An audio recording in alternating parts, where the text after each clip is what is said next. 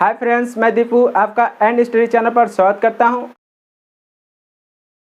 और आज हम लोग बात करने वाले हैं हिस्ट्री में औरंगजेब के बारे में बात करेंगे। इनका शासनकाल जो था 1658 से लेकर 707 ईस्वी तक चला। तो इस दौरान इनका शासनकाल कैसा रहा उस पर बात करेंगे। तो चलिए स्टार्ट करते हैं। औरंगजेब का जन्म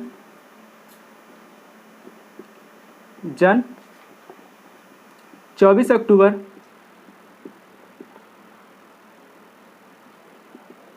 1618 ईस्वी दोबाद गुजरात। इनका जन्म जो है 24 अक्टूबर 1618 ईस्वी में होता है दोबाद, जो कि गुजरात में पड़ता है। अब इसमें बात करते हैं 1637 ईस्वी में। 1637 ईस्वी में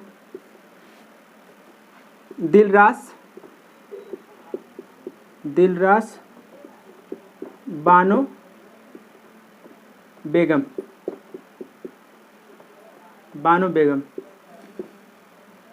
1637 में दिलरास बानो बेगम के साथ निकाह।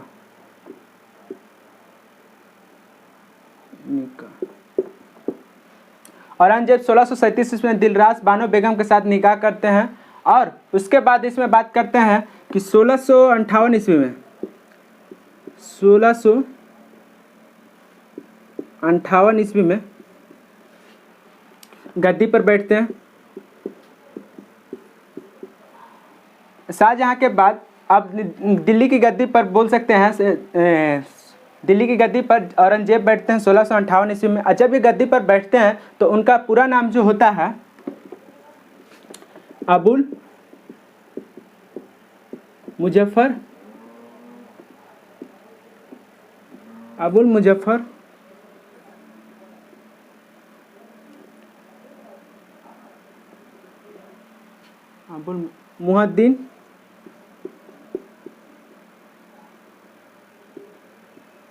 मुहद्दीन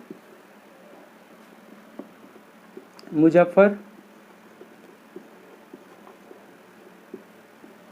औरंगजेब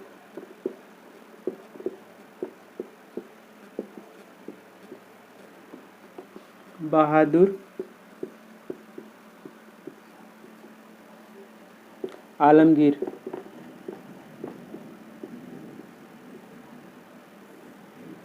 जब ये गद्दी पर बैठते हैं तो इनका नाम पूरा नाम जो होता है अबुल मुजफ्फर मुहाउद्दीन मुजफ्फर औरंगजेब बहादुर आलमगीर के नाम से बैठते हैं। इस नाम से इनका राज्याभिषेक होता है।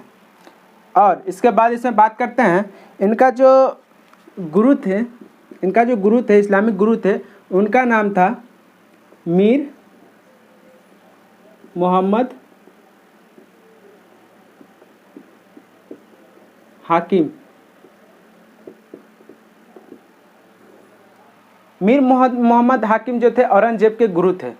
और औरंगजेब सुन्नी धर्म को मानते थे।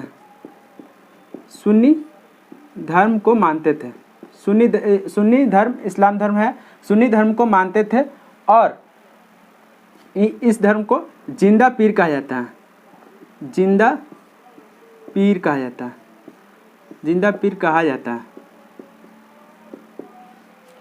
है।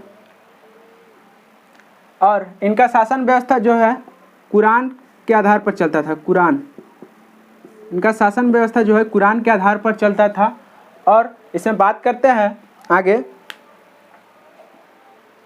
जब लोगों में इस्लाम धर्म का प्रचार करते हैं तो इस दौरान सिखों के 9वें गुरु तेग बहादुर को इस्लाम धर्म कबूल करने को औरंगजेब कहते हैं।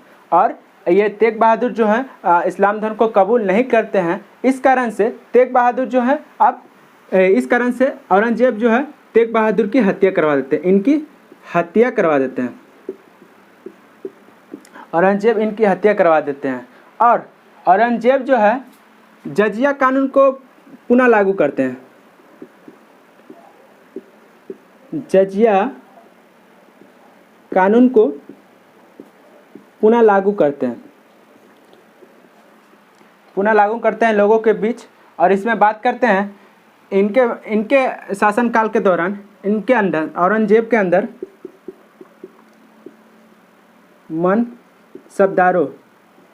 मनसबदारों की संख्या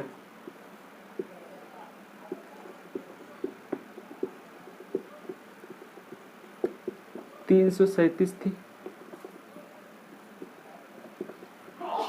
औरंगजेब के अंदर मनसबदारों की संख्या लगभग 337 थी, जो कि अन्य मुगल सम्राटों के तुलना में सबसे अधिक इन्हीं के पास था। और ये अकबर औरंगजेब का अकबर पुत्र थे, और दूसरे जो अकबर जो थे मतलब कि जलालुद्दीन अकबर थे, उनसे मत रिलेट कीजिएगा, ये अकबर अलग अकबर थे। और अकबर जो थे अपने पिता औरंगजेब के विरुद्ध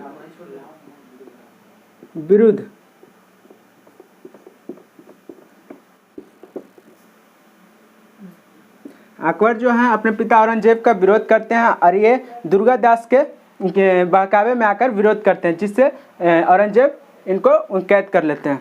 अब इसमें बात करते हैं अकबर अपने राज दरबार में औरंगजेब अपने राज दरबार में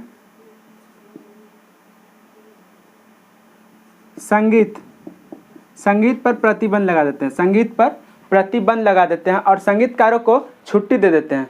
ये औरंगजेब खुद भी बीना बजाने जानते थे, बीना बजाने जानते थे।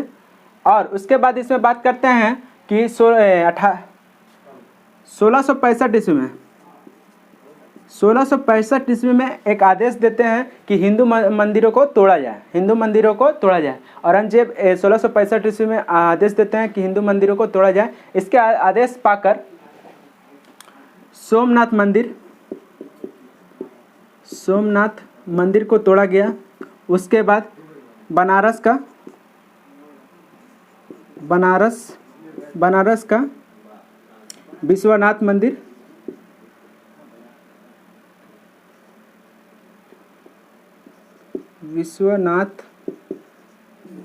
को भी तोड़ा गया। सोमनाथ मंदिर को तोड़ा गया, उसके बाद विश्वनाथ मंदिर को भी तोड़ा गया। और उसके बाद इसमें बात करते हैं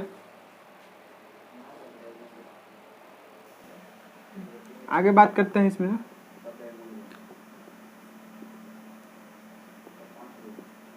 1670 ईस्वी में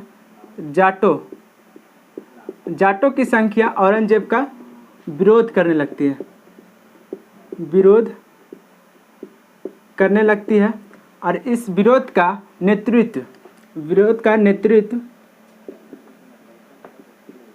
नेतृत्व जो है गोकुला और राजा राम कर रहे थे। इस विरोध का नेतृत्व जो है गोकुला और राजा राम कर रहे थे। 1670 ईस्वी में तिलपात का युद्ध होता है। इसमें जो नेतृत्व कर रहे थे गोकुला और राजा राम, इसमें गोकुला की मृत्यु हो जाता है। उसके बाद भी ये जो जाटों द्वारा जो विरोध किया जा रहा था, ये विरोध जारी रहता है और इसका नेतृत्व राजा राम कर रहे थे। उसके बाद 1685 ईस्वी में राजा राम और उनके जाटों की संख्या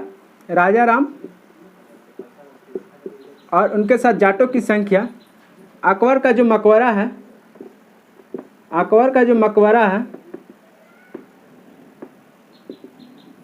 बड़ा है, उसको लूट लेते हैं, उस पर कब्जा कर लेते हैं। अकबर के मकबरे पर राजा राम और जाटों की संख्या मिलकर इस पर कब्जा कर लेते हैं और उसके बाद वहाँ पर अधिकार कर लेते हैं। और आगे बात करते हैं 1685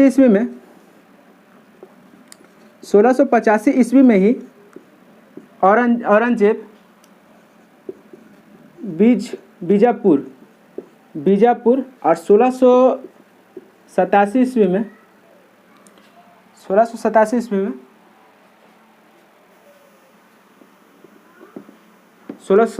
में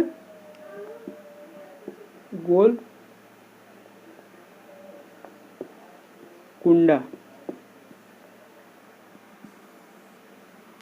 1685 में बीजापुर और 1687 में गोलकुंडा को मुगल सल्तनत में मिला लेते हैं, मुगल साम्राज्य में मिला लेते हैं।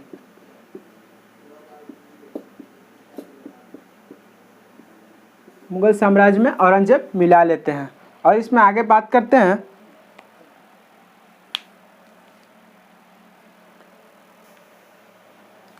अब औरंगजेब की मृत्यु 20 फरवरी 707 ईस्वी को हो जाती है। अब इनका जो शासनकाल है 20 फरवरी 707 ईस्वी तक चलता है और इनकी मृत्यु 707 ईस्वी में हो जाता है। और इनके जो शव होता है शव को खुलदाबाद में दफनाया जाता है। औरंगजेब की मृत्यु जो है 707 ईस्वी में होता है और उसके बाद उनका जो शव होता है खुलदाबाद में दफनाया जाता है। अब इसमें बात करते हैं इनके पास जो सेना थी, जो सेनापति थे उनमें हिंदू अधिक थे, उच्च अधिकारी हिंदू की संख्या इसमें अधिक थी। इनकी सेना में हिंदुओं की सेना सबसे अधिक थी अन्य मुगल सम्राटों की तुलना में। तो इस तरह से औरंगजेब की जो वीडियो है, औरंगजेब की जो टॉपिक है ये पूरी होती है। अगर ये वीडियो आपको अच्छा लगा हो तो वीडियो को लाइक शेयर सब्सक्राइब जरूर कीजिएगा। अगर इस वीडियो से जुड़ी हुई कोई भी प्रॉब्लम हो तो कमेंट बॉक्स में कमेंट कीजिएगा, आपको आंसर जल्द से जल्द दे दिया जाएगा। Thank you.